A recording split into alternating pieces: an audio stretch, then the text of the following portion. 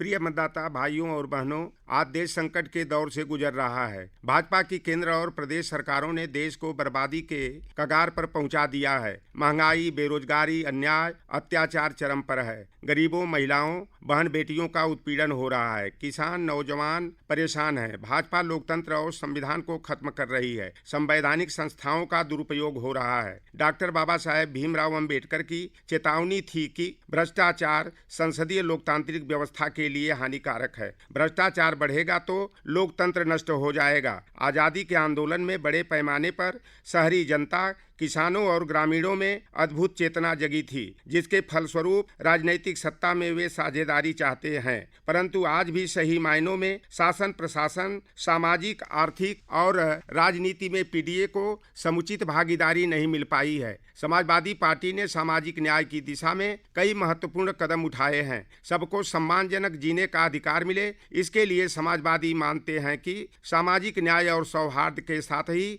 व्यक्ति और समाज की जब आर्थिक प्रगति होगी तभी लोकतंत्र की सार्थकता सिद्ध होगी। वर्तमान भाजपा सरकार में देश प्रदेश में अराजकता व्याप्त है। देश में व्याप्त महंगाई, बेरोजगारी, भ्रष्टाचार, सांप्रदायिक उन्माद और जातीय भेदभाव ने देश की आत्मा को झकझोर कर रख दिया है और पूंजीपतियों की गोद में बैठे सत्तासीनों ने लोकतांत्रिक संस्थाओं के अस्तित्व को नकारते हुए लगातार लोकतंत्र की अवमानना की है। बीजेपी ने सभी लोकतांत्रिक और संवैधानिक ढांचों पर पूर्ण नियंत्रण कर उन्हें ध्वस्त कर दिया है। भाजपा आम जनता की आवाज को दबाने का काम कर रही है। उत्तर प्रदेश में कानून व्यवस्था नाम की कोई चीज नहीं रह गई है। अपराधी सत्ता के संरक्षण में फल फूल रहे हैं। हत्या, लूट, अपहरण और दुष्कर्म के मामलों में उत्तर प्रदेश ने रिकॉर्ड बनाया है। नेशनल क्राइम रिकॉर्ड ब्यूरो के अनुसार बड़ी संख्या में महिलाओं और बच्चियों के साथ अपराध हो रहे हैं। देश में पुलिस हिरासत में बड़ी संख्या में मौतें उत्तर प्रदेश में हो रही हैं। मानवाधिकार आयोग की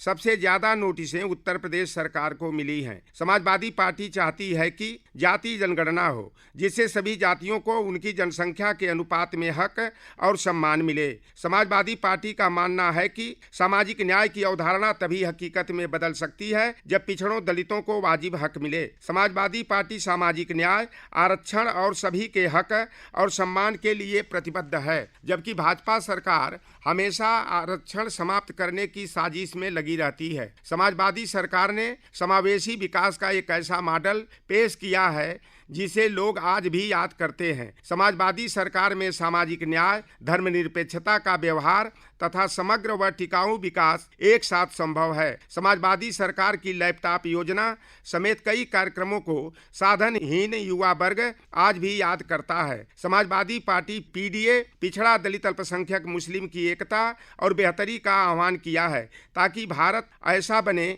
जिसमें गरीब को लगे कि यह देश उसका भी है। लोहिया जी की एक बात नेताजी अक्सर दोहराते थे कि समाजवाद का मतलब है समता और संपन्नता।